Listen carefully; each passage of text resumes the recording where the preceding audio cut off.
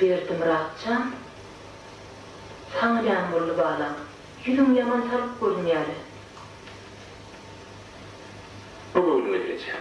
Yok, oğlum eder, ne yağmurlu? Bile bak. İçime kırp havalarda varım. Oh. Toyun ilikleri doğuda harcandım. Aydım. İmajda kadın hiç bana film kulli kim dedenleri yardım yok. Ey Allah'a.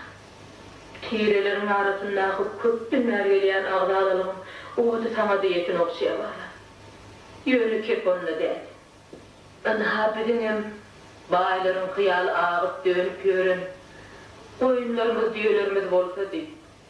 İyi oğul deyip hezirip durmazdılar. Benim baylar için iyi mi, ol mu farkı yok da.